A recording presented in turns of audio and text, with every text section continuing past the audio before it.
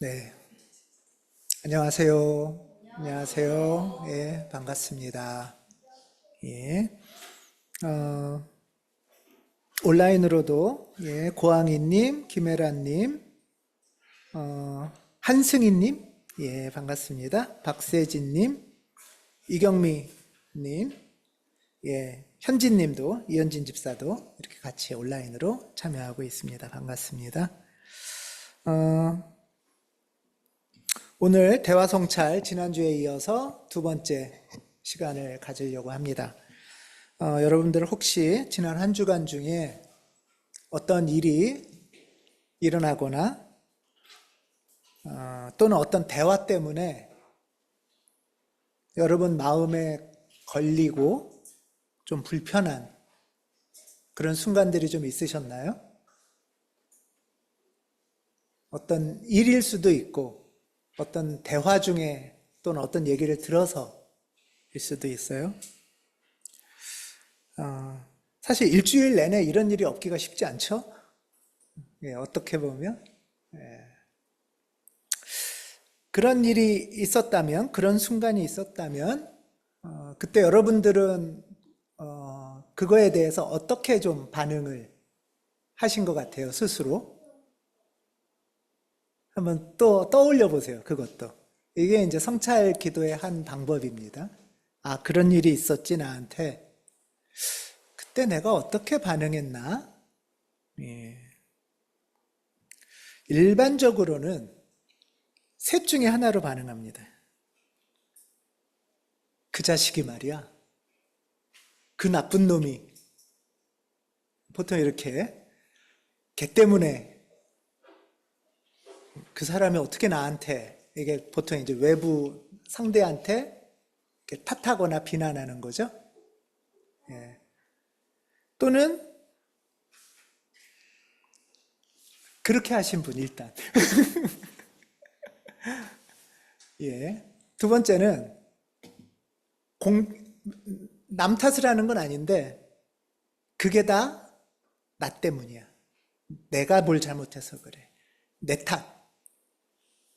스스로 하시는 경우도 있죠. 뭐가 문제가 있거나 마음에 걸리거나 힘들었을 때 그게 다 나 때문이지. 내가 잘못했지. 이게 내 탓인 경우가 있어요.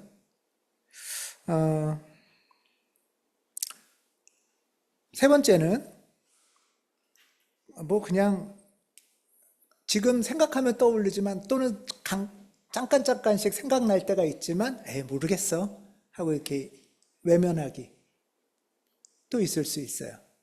예. 물론 우리는 이제 기도도 하고 성찰도 하니까 이렇게 안 하려고 하는데 대개 이게 자동 반응입니다. 대개 여러분들은 어떻게 그 순간에 반응을 하셨나 궁금합니다. 예. 어떻게 보통 어떻게 하세요? 예. 자, 이제 물론 이렇게 상대를 좀 탓하고 너 때문에 내가 말이야 기분이 나빠 불편해 일반적인 흔한 반응일 수 있잖아요. 두 번째가 방금 말한 것처럼 이제 내가 예상한 기대나 결과가 안 나왔을 때 또는 내 마음이 불편할 때 이제 내 탓을 하는 경우인데요. 우리 기독교인들은 이렇게 내 탓을 좀 익숙하게 하시기도 하죠. 그게 일종의 회개, 반성 뭐 이런 것처럼. 근데 이 내 탓, 다르게 말하면 자책도 심리학에서나 또는 이렇게 영성에서는 상대를 탓하는 거나 나를 탓하는 거나 다 공격이라고 얘기를 해요. 상대를 공격하는 거거나 또는 내 탓은 겸손하고 내가 성격이 좋아서가 아니라 공격을 누군가한테 할 때는 없으니까 이제 그 공격을 나한테 하는 거예요, 나한테. 이러면은 사실은 내가 아픈 거죠. 사실 외부를 공격하는 것만큼 나를 공격하는 것도 하나님의 뜻은 아니에요.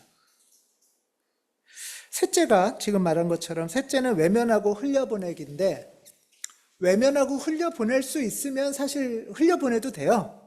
향신 기도를 할 때 흘려보내도 되는데 잘 흘러가지 않는 경우 흘러간 줄 알았는데 갑자기 밥 먹다가 불쑥 생각이 나거나 또는 잔상이 남거나 이러면 이거는 이제 흘러간 게 아니니까 외면되지 않은 거잖아요. 그러면 이거는 좀 이렇게 주목해 봐야 되는 거죠. 예. 에이, 뭐 술 먹고까지 거, 막 스트레스 풀고 잊어버리면 되겠지 하는데, 뭐, 모든 거를 성찰할 수는 없죠, 당연히. 모든 거를 성찰할 수는 없는데, 어느 정도는 운동도 하고 스트레스를 풀기도 하지만, 그래도 남는 게 있거든요. 예, 그래도 남는 게 있으면 이거는 좀 봐달라는 얘기죠, 내 안에서. 내 안에서 나를 좀 돌아봐 달라. 이런 얘기예요. 그래서 그런 좀 마음이 불편하거나 걸리는 순간에 이렇게 세 가지 중에 하나의 반응을 하지 않고 좀 잠깐 멈춰서 이 상황이 어떻게 된 거지? 하고 생각해보고 좀 돌아보는 게 성찰기도의 시작이라고 할 수 있어요. 예.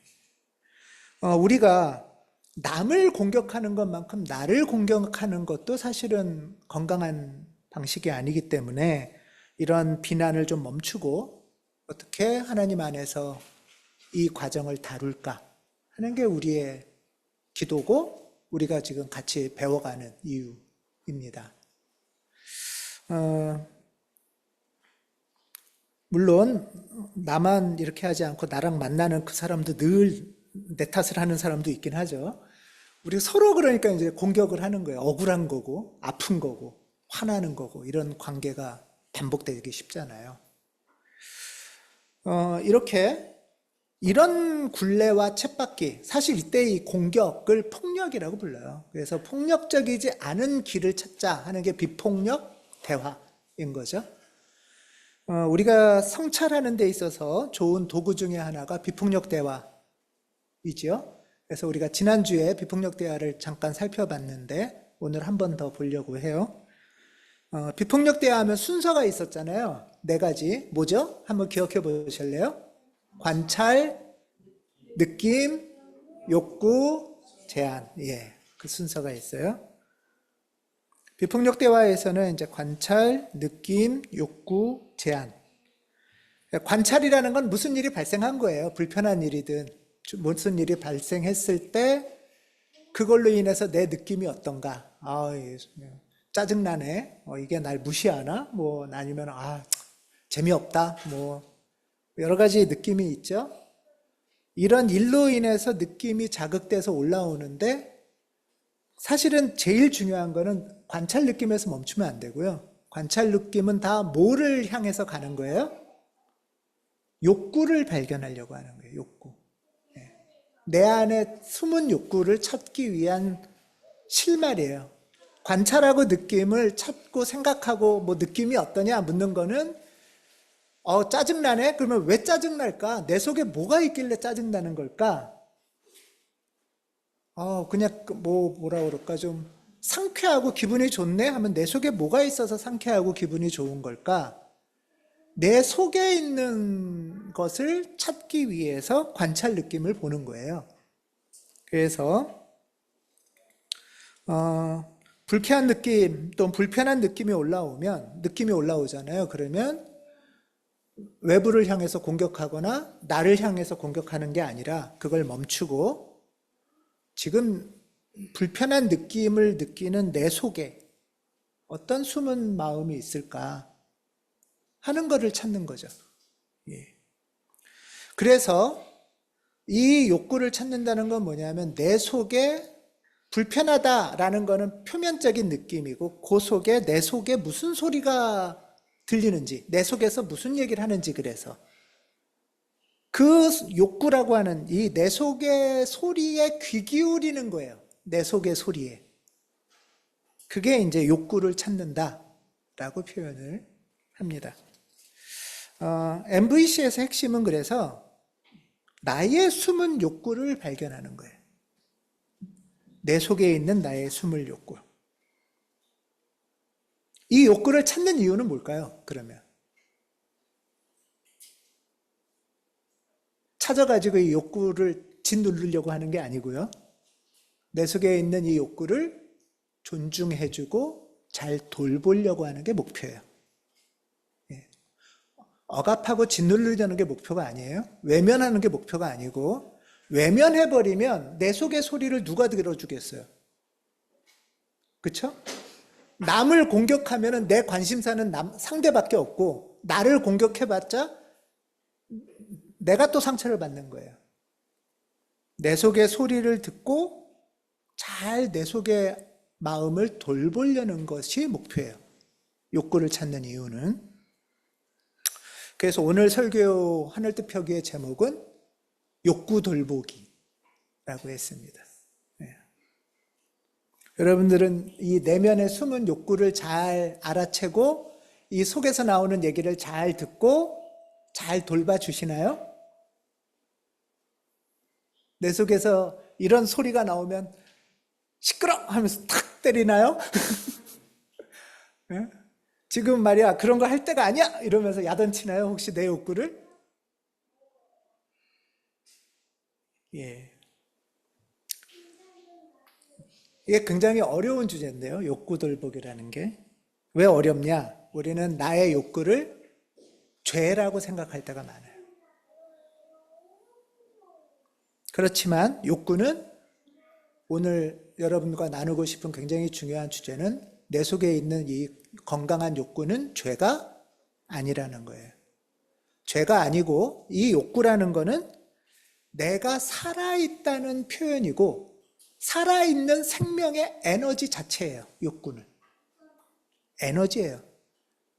욕구가 떨어진다는 거는 사실 생명 에너지가 줄어드는 거예요. 그러니까 욕구를 잘 돌본다는 거는 생명 에너지가 타오르게 하는 거예요. 생명이라는 거는 가만히 있는 게 아니죠.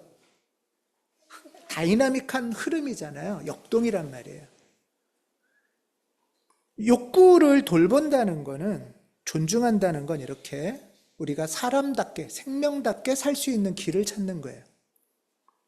욕구가 있어야 우리는, 나는 생존할 수 있고 건강하게 아름답게 살아갈 수가 있습니다.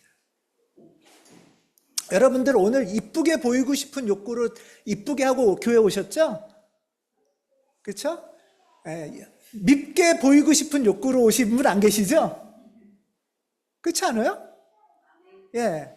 오늘 생기 있게, 이쁘게, 아름다운 모습으로 만나서 반갑게, 또 밥도 맛있게 먹고 싶은 마음 있잖아요. 예. 하나님은 우리에게 나를 보호하고, 나를 돌보고, 확장시키고, 연결시키려는 그런 욕구들을 주세요. 그게 하나님의 형상처럼 살아가고 싶은 욕구예요, 우리 안에. 그래서 욕구 자체는 죄가 아니고요. 오히려 이런 건강한 욕구를 억압하거나 외면하는 것이 폭력이고 죄예요. 이걸 잘 생각하셔야 돼요. 예수님은 그러면 죄에서 해방시키셨다는 건 뭐예요? 나의 건강한 욕구를 억압하는 어떤 외부의 어떤 세력들, 어떤 체제들, 어떤 시선들로부터 막아주시고 걷어내 주셨다는 거예요. 외부의 힘, 세력, 시선, 평가 이런 것들이 내 욕구를 억압하고 왜곡시킨단 말이에요. 예수님의 해방 사건은 이 본래적 욕구를 짓누르는 그 시선들과 평가들과 체제들로부터 해방시키시는 해방사역을 하신 거예요. 그래서 본래적인 우리가 되게 열어주신 분이 예수님이에요. 그래서 예수님은 이렇게 말씀하신 거죠. 내가 온 것은 너희들이 생명을 얻고 더 넘치게 얻게 하려는 것이다. 이때의 생명은 그저 관념적인 생명이 아니라 신체적인, 생리적인, 마음적인, 영적인, 관계적인 풍성한 생명을 얻는 거예요. 그 생명을 일으키고 추구하고 끌고 가는 역동의 힘은 욕망과 관련돼 있어요. 욕구와 관련돼 있어요. 여러분들, 살아있는 것 같다. 너무 뜨거워서 어쩔 줄 모르겠다. 이런 거 어떨 때 그러세요? 아니면 흥분돼서 이렇게, 그럴 때 어떨 때 있으세요, 혹시? 내일 맛있는 거 먹어야지? 이런 거? 또는, 빨리 나 데이트하러 가야지? 이쁜 사람하고 이렇게 손잡고 행복하게 놀아야지? 이런 거 아니에요? 교회 올 때요. 예, 교회 올 때. 오늘 주일날 예배 올 때 흥분돼서 오시지 않았어요? 예, 아멘. 그죠? 예. 교회에 흥분돼서 오시기 바랍니다. 예. 우리가 생명을 누리고 활력 있게 살도록 하는 에너지는 욕구와 관련돼 있다. 이 욕구를 잘 살펴보면 크게 이제 MVC의 기초로 해서 이렇게 나눈 욕구를 보면 크게 네 가지로 구분할 수도 있어요. 네 카테고리로 할 텐데, 물론 이 분류는 조금 다 다르지만 저도 고민하다가 이렇게 네 개로 분류해 봤어요. 첫 번째 가장 기본적인 욕구는 신체와 관련된 생리적 욕구죠. 잠자고 싶고, 잘 먹고 싶고, 피곤하면 쉬고 싶고, 건강하고 싶고, 운동하고 싶고, 안전하고 보고 싶고, 그렇죠? 이 욕구는 하나님이 주신 당연한 욕구 아니겠어요? 하나님은 이 욕구를 왜 주셨어요? 이 욕구가 없다면 어떨 것 같아요, 여러분들? 예, 밥 안 먹고, 밥 먹는 거 귀찮아, 안 먹고, 잠도 안 자. 잠도 안 자고, 며칠씩 밤새고, 내가 나를 죽이는 길인 거예요. 이 욕구대로 살지 않으면. 그쵸? 예. 또 자율적인 욕구가 있어요. 자율적인 욕구란 뭐냐 하면은 내가 주체적으로 살고 싶어. 자유롭게 선택하고 싶어. 누구 눈치 보기 싫어. 이런 욕구 있죠? 주체성. 그러고 내가 스스로 이렇게 배우고, 성취하고, 능력을 키우고, 또 내 그 능력과 주체성을 인정받고 싶고, 이런 욕구 있으시죠? 예, 그럼요. 하나님은 우리한테 의존적인 삶을 살라고 하지 않으신 분이죠. 하나님이 주신 욕구라고요. 의존하고 눈치 보지 않고 싶은 마음. 내가 자유롭게 선택하고 싶은 삶. 욕구죠. 굉장히 중요한. 예, 건강에 좋으니까 먹어라 엄마가 그래도 내가 엄마 하면서 내가 선택하고 싶은 욕구 있잖아요. 주한이도 있잖아요. 그쵸? 근데 주한이가 그 욕구가 없이 엄마가 시키는 대로만 산다면 주한이가 건강하겠어요? 아니잖아요. 그런 거죠. 세 번째가 이제 확장돼서 주체적인 힘을 갖고 있으면서도 또 관계하고 싶은 마음이 있어요, 우리는. 사랑하고, 공감하고, 연결되고, 또 어딘가 소속되고도 싶죠. 예, 이런 마음이 하나님이 주신 마음이에요.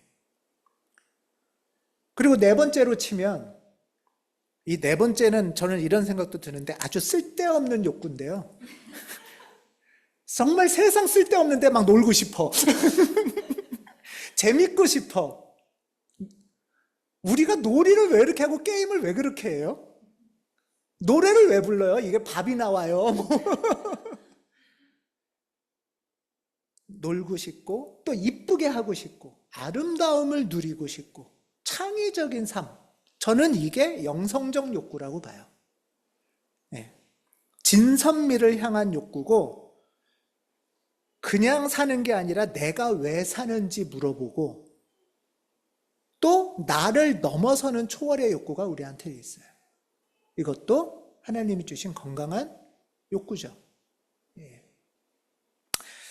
여러분들 이런 욕구들 내 안에 이런 욕구가 있는지 잘 발견하고 돌보고 존중하면서 펼치면서 잘 살고 계신가요? 예. 그럴 때도 있고 못 될 때도 있고 또는 더 나가서 어떨 때는 이거 막 하나님의 뜻이 아닌 것 같아서 억압할 때도 있고, 이런 게 막 혼재되어 있어요.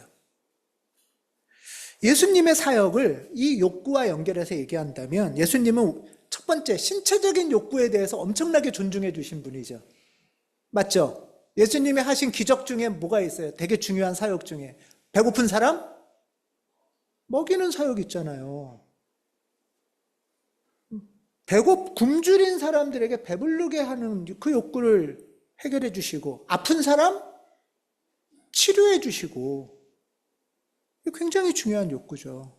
예수님도 나 좀 피곤하다, 자야겠다 그러셨죠. 예수님도 자기 돌봄을 하시는 거예요. 이게. 우리가 식사 기도는 왜 하는 거죠? 저의 이런 신체적 욕구를 인정해 주시고 보호해 주시고 돌봐 주셔서 감사합니다. 이거잖아요. 그렇죠? 예. 자, 자율적 욕구는 어떤 걸까? 예수님이 복음서에 보면 예수님이 하신 사역 중에 굉장히 중요한 사역 중에 아까 먹여주고 병 고쳐주고 말고 또 기억나는 거 뭐 있어요? 예? 귀신 쫓는 거예요.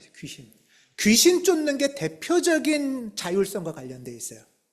귀신 쫓는 거는 그냥 뭐 무당이 굿해가지고 뭐 무슨 일이 생겼다 이런 문제가 아니고요. 복음서의 맥락들을 다 보면 되게 귀신이 사로잡혔다라는 얘기는 말 그대로 귀신에게 사로잡혔다라는 얘기는 이 사람이 주체적으로 자기가 판단하며 사는 삶을 살 수 없다는 거예요. 귀신이 시키는 대로 산다는 뜻이에요. 귀신 들린 삶이라는 거는. 예수님께서 귀신을 쫓아내셨다는 거는 그 인생을 짓누르는 그 귀신을 쫓아내고 그 사람을 해방시켜 주셨다는 뜻이에요. 그러니까 우리가 무당이 나쁘다라는 건 뭐냐 하면 이 사람한테 사로잡혀 있던 귀신을 쫓아내면서 이 사람이 나한테 복종하게 만든다면 이건 나쁜 거죠. 무당한테 이제 또 복종을 하니까. 이해되시죠? 귀신도 그렇고, 예를 들면 예수님은 또 병 고쳐주실 때도 아픈 사람 그냥 무조건 고쳐주고 가시지 않고 항상 이렇게 물어보세요. 네가 원하는 게 뭐니? 너 낫고 싶니? 네 의지가 뭔지를 물어봐요. 너는 주체적으로 지금 어떤 것을 원하고 있니? 예수님이 귀신을 쫓아냈다라는 것은 그 당시에 주체적으로 살지 못하게 만드는 많은 귀신들, 억압들, 체제들, 질병들을 다 벗겨내시면서 살아갈 수 있도록 지켜주신다는 뜻이에요. 죄 용서도 마찬가지죠. 당시 예수님이 죄 용서를 하시면서 다시는 죄 짓지 마라 할 때 죄 용서는 그 당시 사람들이 많은 시선들 때문에 스스로 죄책감에 시달렸어요. 그렇죠? 죄책감에 시달렸기 때문에 자율적인 삶, 주체적인 삶을 살 수 없겠죠. 주눅 들린 삶 살겠죠. 예수님은 그거에 대해서 죄 용서를 선언해 주시고 죄를 짓지 않도록 하는 삶을 네가 이제 스스로 선택하며 살라고 말씀하세요.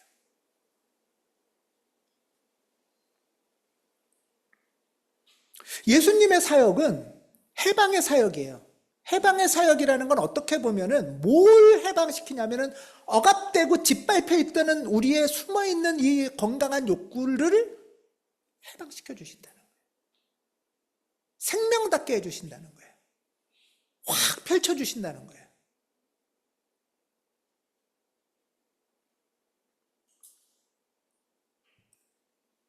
뭐 예수님의 사역 중에 사랑, 공감, 연결 이거는 뭐 너무 당연해서 다 아시는 거겠죠? 예. 그리고 네 번째 사역, 예수님의 제자들 불러서 주로 또 많이 하신 게 뭐예요? 먹고 놀고 이런 걸 하셨잖아요. 이렇게 잔치상 베풀고 막시고 먹고 놀았잖아요. 사람들이 보면 참 쓸데없는 짓을 하시는 거 아니에요?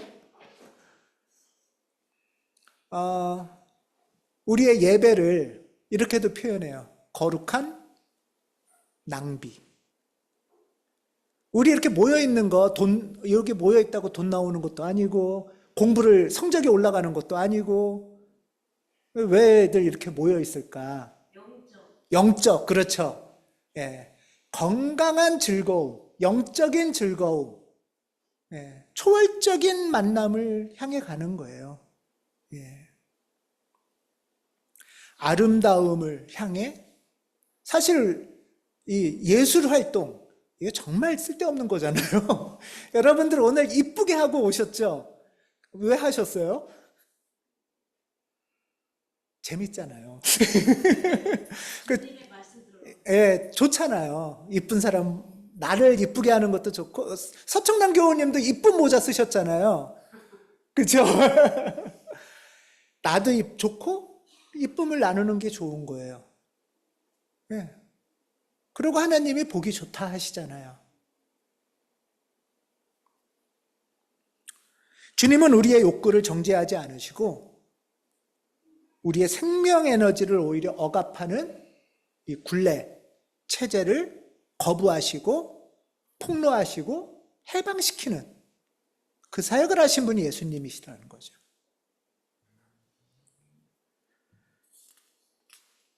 근데 우리가 이제 욕구 하면은 계속 오해 또는 좀 경계, 긴장하는 마음이 드는 거는 기독교 전통 속에서 이 욕구를 억압하고 참아야 한다. 이 욕구는 죄다. 이런 이제 이야기를 많이 들었는데요. 이건 좀 오해가 있습니다. 그래서 이제 현대 철학이나 현대 정치학에서는 이 욕구에 대한 재주목, 재조명을 할 뿐 아니라 현대 신학에서도 욕구에 대해서 다시 살펴보기 시작을 해요. 우리의 욕구가 다 죄라면 먹고 살고 하루하루 사는 것 자체가 완전 죄라는 거잖아요. 그럼 빨리 죽어야 되는 거잖아요. 하나님의 원복이 없는 상태가 돼버린단 말이에요. 오늘 기도를 너무 잘해 주셨는데 부족하고 왜곡된 현실 속에서도 건강한 욕구를 찾아가는 것, 이것이 우리의 하나님의 부르심에 응답하는 길, 예수님의 사역을 만나는 길이라는 거예요. 정리를 하겠습니다. 다시. 욕구는 죄가 아니다. 욕구는 생명의 에너지고 생명의 표현이에요. 아름다움을 추구하는 게 생명 있는 사람들이나 할 수 있는 거잖아요. 그러면 이제 어떻게 해야 되느냐? 내 안에 내면의 욕구가 뭐가 있는지, 내 안에 이 욕구가 내는 소리에 귀를 기울이고 그 소리를 듣고 주목해 줘야 되는 거죠. 그래야 돌볼 수가 있을 거 아니에요. 그렇죠? 여기까지 이해되시죠? 그럼 뭐가 죄냐? 욕구 자체가 죄가 아니라 이 욕구를 충족시키는 방법에서 죄가 발생하기 쉬워. 욕구를 채우는 방법에서. 이걸 구분을 좀 하셔야 돼요. MVC식으로 표현하면 이렇게 표현할 수 있는 거예요. 욕구 충족의 방식에서 죄가 발생한다. 예를 들면 나의 욕구와 인섭님의 욕구가 서로 다를 때 내 욕구가 중요해서 인섭님의 욕구를 억압하거나 훼손하면은 내 욕구를 충족하는 방식에서 잘못된 거겠죠. 이해되시죠? 그래서 우리는 욕구 충족의 방식을 잘 분별해야 되는 거예요. 욕구 충족의 방식을 분별해야지 내 건강한 욕구를 외면하고 무시하고 해서는 안 된다는 거예요. 이거를 명확히 구분하시기 바랍니다. 예를 들면 이런 거예요. 배고파서 먹고 싶은 욕구는 죄인가요? 아니죠. 근데 배고파서 먹고 싶은 욕구를 충족시키려고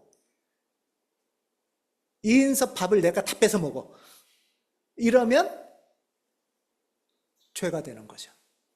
왜냐하면 저 사람의 욕구는 내가 완전히 억압하고 훼손하고 공격하는 거니까.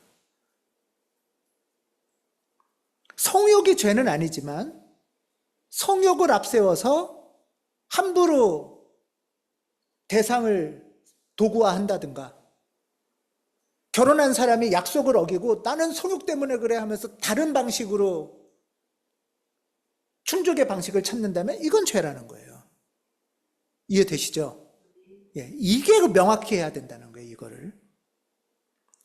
주체적인 능력을 인정받고 싶은 거는 죄가 아니에요. 나는 주체적으로 나를 능력도 함양하고 또 인정도 받고 싶어. 그건 죄가 아니에요. 근데 그 인정을 받기 위해서 반복적으로 누군가를 계속 시기하고 비교하고 경쟁심으로 사로잡히게 되고 또 열등감에 시달리고 이런다면 죄가 된다는 거죠.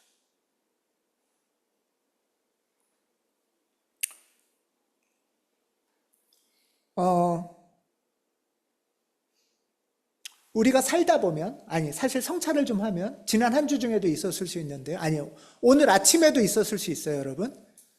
욕구가, 또 욕구가 하나만이 아니죠. 내 안에도 욕구와 욕구가 충돌하기도 합니다. 자, 오늘 아침에 내 몸을 돌보고 싶은 욕구와 하나님을 만나고 싶은 욕구. 자, 아까 있죠? 예, 어디 표가 있나요, 여기? 자, 두 욕구가 충돌하셨나요? 예, 자, 이렇게 충돌을 했어요. 내 몸은 휴식이 필요해. 몸을 돌보고 싶어. 이런 욕구와, 즐겁게 놀고 싶고, 예배 드리고 싶고, 나를 좀 초월하고 싶고, 어떤 다른 욕구들도 있죠? 또 사람들 만나고 싶고, 이런 욕구가 있을 때, 어떻게 반응하셨나요, 여러분? 욕구가 충돌했을 때 스스로. 예? 보다 나은 걸 선택하되 네. 또 다른 욕구에 대해서는 좀 다독여주기도 하고 이해해주고. 예. 역시 이 정도 돼야 집사님입니다. 예. 집사님은 이러셔야 됩니다. 근데 이제 우리는 일반적으로 욕구가 충돌이 되면 그냥 먼저 짜증이 나요. 네, 왠지 모르게 그냥 짜증이 나. 그리고 기분이 나빠. 네, 그러고 조금 정신을 차려보면, 그 전에, 정신 차리기 전에 짜증이 나면 나한테 짜증을 부리거나 교회 빨리 가자고 서두르는 옆 사람한테 짜증을 내기 쉽죠. 네. 뭐 누군 안 가려고 그랬어? 뭐 이러면서. 이게 방금 말한 처음 우리가 말한 공격이나 자책이란 말이에요. 예. 자, 이렇게 충돌이 있을 때 짜증 부리지 않고 그러면 나한테 뭐가 필요한가? 이게 분별이에요. 막 아파 죽겠고 링거를 꽂아야 되고 막 그런데 나는 죽어도 예배당 와서 죽을 거야. 그러지 마세요. 그러지 마세요. 우리 현대 사회에는 줌이 있어요. 네, 줌이 있어요. 이게 분별입니다. 짜증 부리면서 교회 안 오셔도 돼요. 그러고 교회 왔어요. 그러고는 그 짜증은 안 풀렸어. 그럼 이제 교회 와서 계속 짜증을 부리고, 목사님 때문에 내가 교회를 와가지고 몸은 아파 죽겠는데, 그러지 말자고요. 네, 분별을 하는 거예요. 우리는 이런저런 방식들로 계속 울퉁불퉁한 삶을 산다는 거예요. 나한테 폭력, 다른 사람들한테 탓, 이러면서 정작 내 몸이 아프면 그게 우선인지 살펴보고, 하나님 오늘은 줌으로 예배드리거나 듣기만 할게요. 집에서 몸을 좀 돌보는 게 좋겠네요. 하나님하고 상의하셔야 되죠. 예. 일주일에 한 번씩 하나님은 예배를 만드셔가지고 하면서 하나님한테 짜증내지 마시고. 그쵸? 예. 근데 이게 되게 익숙한 방식이란 말이에요. 우리 안에서. 예수님도 이런 자기 자신 내면의 욕구의 충돌을 경험하셨어요. 너무 많이 경험하시는 게 복음서에 나타나는데, 대표적으로 보면 광야 기도에서예요. 예수님이 공생에 처음 하실 때 광야 기도 하셨어요. 우리 그걸 한번 관찰해 볼게요. 예수님이 처음 광야 기도 하셨을 때 이제 무슨 일이 있었던 거예요? 예, 40일간 굶었다. 이게 관찰이에요. 예수님은 40일간 굶었다. 그게 생겼죠? 예수님의 느낌은 어떠실까요? 혹시 짜증도 나셨을까요? 네, 배고파요. 몸이 피곤해요. 지쳤어요. 이런 느낌도 있으실 거예요. 그렇죠? 자, 그러면 그런 상태에서 더 깊은 내면으로 들어가셨어요. 예수님이 그 느낌에만 있지 않고 예수님이 내면 욕구로 들어갔을 때 이 느낌으로부터 오는 욕구는 뭐예요? 네, 밥 먹고 싶다. 건강하고 안전하고 싶다. 다르게 표현하면 나 이러다 죽는 거 아니야? 이런 마음 들지 않겠어요? 그러니까 안전하고 싶고 생존의 욕구 같은 게 있었겠죠. 그런데 이 욕구만 있었던 건 아니에요, 예수님이. 내 생존을 유지시키는 근원적 힘을 만나고 싶은 욕구도 있었다고 저는 봐요. 그게 아까 말한 생존의 신체적 생리적 욕구가 아닌 또 하나 아주 근원적인 영성적 욕구, 초월적 욕구인 거예요. 신체적인 근원, 힘을 초월하는 더 근원적 힘과 만나고 싶다는 욕구도 저는 있으셨다고 봐요. 그랬을 때 빵도 나를 살리는 힘이지만 하나님의 말씀도 나를 살리는 힘이구나라는 것을 만나는 경험을 하고 싶었다고 저는 봐요. 그것 때문에 스스로 굶주림을 선택하면서 기도하신 거죠. 예수님은 자신의 욕구를 무시하신 건 아니에요. 피곤할 땐 주무시기도 하고 쉬시기도 했어요. 예수님이 이렇게 금식 기도했다고 그러면 평생 금식 기도하셨나요? 아니잖아요. 일정한 때에 일정한 과정들을 경험하시는 거예요. 우리도 살면서 이렇게 내 안의 욕구가 충돌할 때 어떤 상황인지도 살펴보고 그 가운데 내가 하나님과 분별하면서 어느 욕구를 더 주목하고 존중하고 돌봐야 될지 살펴보는 게 우리한테 굉장히 중요한 과제고 저는 그게 하나님의 뜻이라고 봐요. 하나님은 내 신체든 내 영혼이든 내 주관성, 주체성이든 내 사랑하는 마음을 훼손시키는 분이 아니에요. 그렇지 않겠어요? 나는 사랑하고 싶은데 하나님이 그러지 말래. 막 사람들 만나지 말고 혼자 동굴에서만 살래. 그럴 수 없잖아요. 우린 하나님을 너무 내 맘대로 왜곡하고 있어요, 사실. 하나님을 내 방식으로 짓누르고 있어요. 욕구가 충돌한다. 대표적인 게 김용희 집사랑 가끔 그런 얘기 하는데 막 놀고는 싶은데 피곤해서 자야겠어. 이럴 때 욕구 충돌하지 않으세요? 그럴 때 애들은 어떻게 해요? 울죠. 떼쓰고. 애들은 울어요. 떼쓰고. 그게 욕구 충돌의 과정이란 말이에요. 애들은 괜찮아요. 문제는 우리도 애들처럼 이런 상황에서 나도 모르게 짜증이 나니까 떼쓰고 울고 엄한 데다 짜증을 부린단 말이에요. 이게 우리 모습이에요, 사실. 그렇지 않아요? 엄한 데 중엔 옆에 사람한테도 짜증 부리고 나한테 탓하기도 하고 하나님 탓을 하기도 하고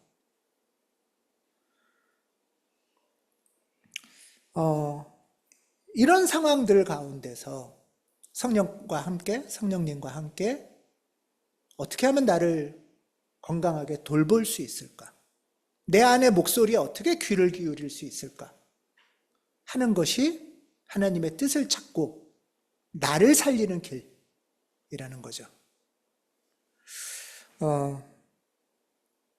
내 안의 욕구들이 충돌하는 과정이 굉장히 중요한 하나의 과제고요. 또 하나가 가까운 사람하고의 욕구 충돌이죠. 여러분들 가까운 사람들하고 욕구 충돌 하시는 경우가 있나요? 예. 그럴 때 어떻게 하세요? 또 짜증 부리고.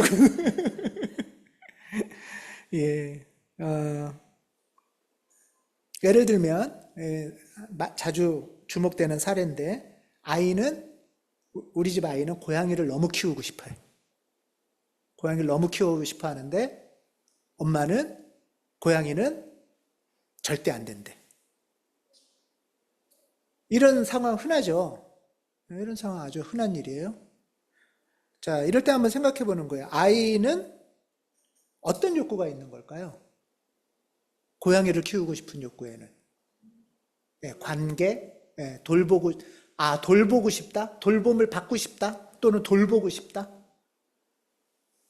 어쩌면 이거는 관계의 욕구일 수도 있고요. 또는 나도 좀 주체적인 존재로 누군가를 보호해주는 역할을 하고 싶다는 뜻. 나는 너무 의존적인 게 싫은 거예요, 아이가. 그래서 욕구를 주목해 주시는 거는 그냥 단순히 그러니까 주목이 굉장히 필요한 게 뭐냐 하면 아이가 관계의 욕구일 수도 있고요. 또는 주체적인 나도 의존만 하지 않고 내가 자발적으로 누구를 도와주는 사람이 되고 싶다는 욕구일 수도 있어요. 또는 즐거운 놀이, 아름다움 이런 걸 수도 있어요. 또는 1번일 수도 있어요.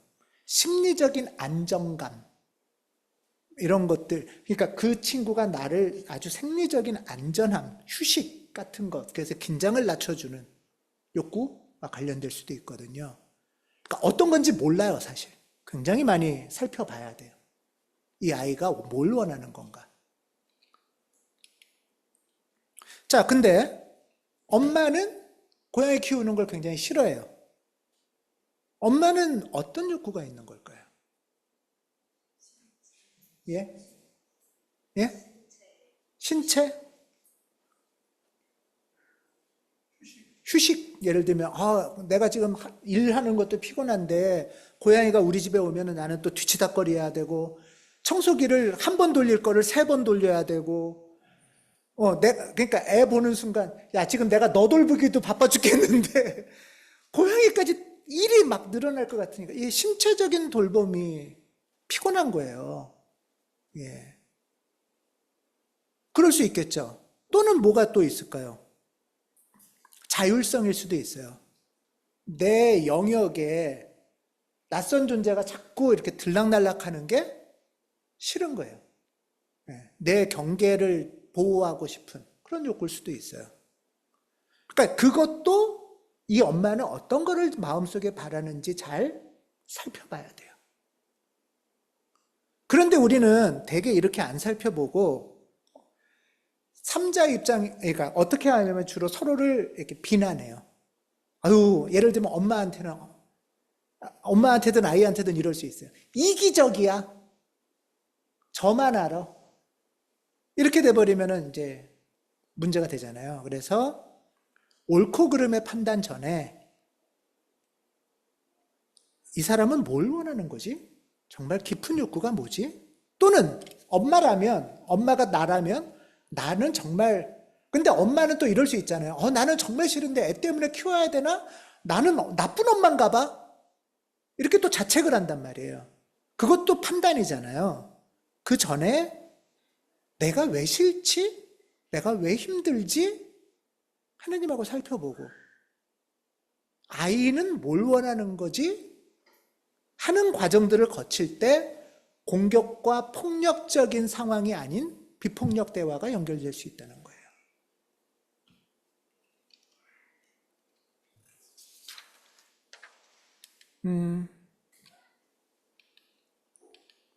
오늘 짧은 시간에 비폭력 대화를 2회에 걸쳐서 강의를 하고 있습니다.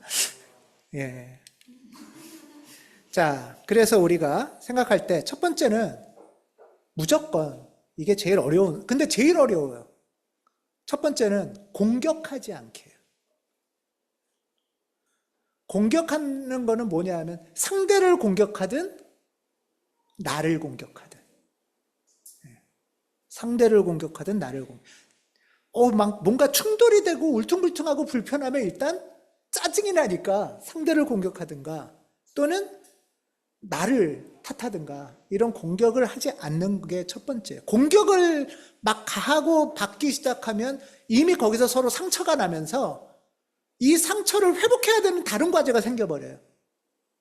그렇죠? 사실 우리는 일상에서 늘 공격하고 공격받으며 살기 때문에 이미 많은 상처가 이미 있어요. 그래서 공격하지 않아야 되고요. 공격하지 않는다는 거는 네가 오라, 내가 오라. 일단 이 생각을 우선 잠깐 멈추는 거예요. 잠깐 멈춰야 공격을 안 할 수가 있어요. 그리고 두 번째. 그러니까 이 첫 번째가 다 폭력적인 태도란 뜻이에요. 이 비폭력 대화 말에서는. 이 두 번째는 그 다음에 이런 얘기 많이 들으시죠. I 메시지로 말해라. 그러니까 다른 말은 뭐냐면 공격한다는 거는 뭐냐 하면 다 you 메시지예요. 공격한다는 건 뭐냐면 너는 말이야. 너는이 들어가잖아요. 너는. 근데 멈추고 I라는 거면은 나는 했을 때 나는 다음에 나는 오라. 이건 I 메시지가 아니에요. 이건 I 메시지가 아니에요. 나는 하면은 내 느낌과 욕구를 말한다는 뜻이에요. 내 느낌은 이래. 내가 원하는 건 이런 것 같아. 하는 게 I 메시지죠.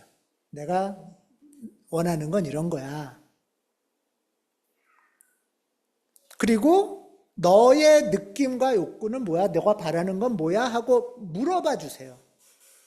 상대는 우리보다 못할 거 아니에요. 이 비폭력 대화를. 그렇죠? 그러니까 상대한테 물어보시는 거예요. 당신의 느낌과 욕구, 당신이 바라는 건 뭔지 물어보고 얘기하면 듣고. 예. 물론 이 사람이 그러면은 말이야 나는 오라 이렇게 말할 수 있어요. 참 자기 느낌과 속마음을 얘기하는 게 참으로 어려워요. 그래서 기도가 필요해요. 예. 자, 이렇게 해서 이제 서로 원하는 것까지 얘기가 서로 됐어요. 서로 되면 세 번째, 서로의 욕구를 확인하면은 아, 이건 서로 똑같네 할 수도 있고 아, 이건 좀 다르네 할 수도 있겠죠. 그러면 이제 이 서로의 욕구를 충족시킬 수 있는 방법을 어떻게 하면 좋을까? 이거는 공동 탐구예요. 공동 탐구. 네 탓도 내 탓도 아니고 공동의 책임이죠. 같이 책임져야 되는 거예요. 나 기분 나쁜데 나 기분 나쁜 건 네 탓이야. 그러니까 네가 내 기분을 책임져. 이게 아니고 네가 날 기분 좋게 해. 이게 아니죠. 어떻게 하면은 내 욕구를 내가 바라는 거를 또 상대가 바라는 것을 공동의 길을 찾을 수 있을까? 이 방법을 찾는 데 있어서 굉장히 창의적인 방식들이 필요하답니다. 예.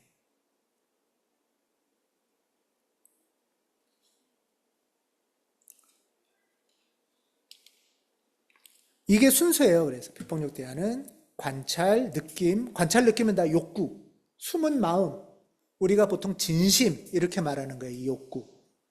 그러고 나서 그거를 표현하셔야 되는데 욕구를 찾았어요. 찾는 것까지 하시면은 잘 표현하시나요? 또? 잘 못해요. 저도 잘 못해요. 약간 치사한 것 같고 뭐 이렇게까지 얘기해야 되나? 안 알아주나? 이런 마음도 들고 그러고 나서 안 알아준다고 다시 공격하고 이거는 서로 그러기가 쉽잖아요. 야, 우리 교인들이 말이야 목사님 마음을 이렇게 몰라? 이러면서 이러지 말자는 거죠. 서로가 담백하게 정직하게 용기 내서 표현하는 거예요. 표현하고 서로 듣고 그러고 나면 그럼 어떻게 하면 좋을까? 방법을 같이 찾는 거죠. 그래서 그 방법을 찾는 거에서도 굉장히 중요한 분별이 필요해요. 아까 말했죠. 욕구가 죄가 아니라 방법이 죄일 가능성이 있다고. 방법에서 아주 예를 들면 둘이 편먹고 아주 이기적인 방식을 하는 경우가 우리 사회는 굉장히 많거든요. 내가 안전하고 싶으니까 너랑 나랑 편먹고 독점하는 거예요. 남들이 어떻게 되든. 이런 일들은 굉장히 흔하게 벌어지죠. 예. 그래서 여기서 굉장히 중요한 분별이 또 하나 필요합니다.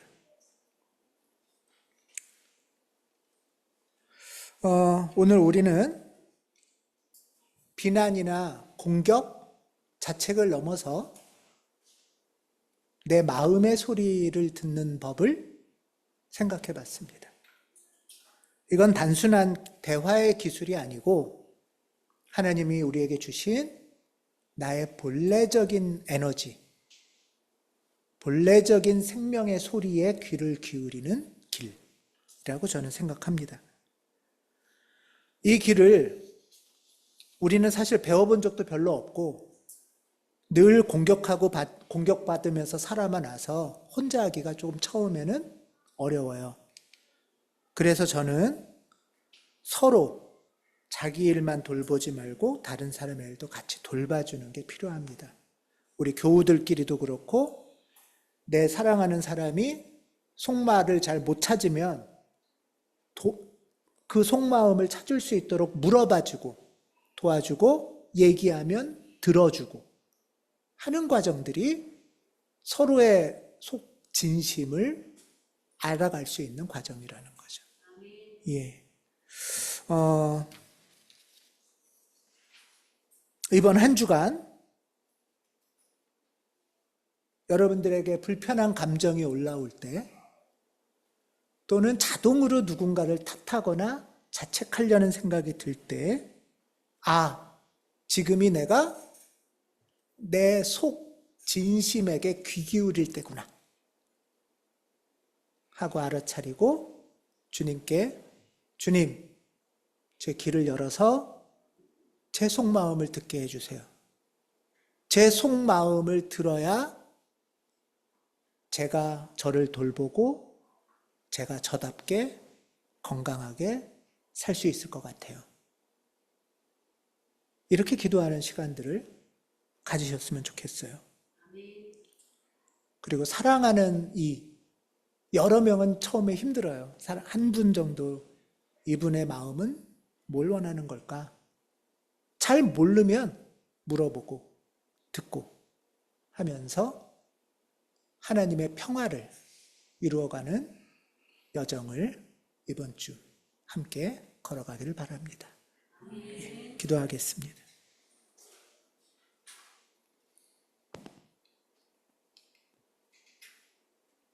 내가 온 것은 양들이 생명을 얻고 더 넘치게 하려는 것이다. 주님, 우리 안에 당신이 선물하신 생명이 짓눌리고 억압되고 무시당한 채 있을 때가 있습니다.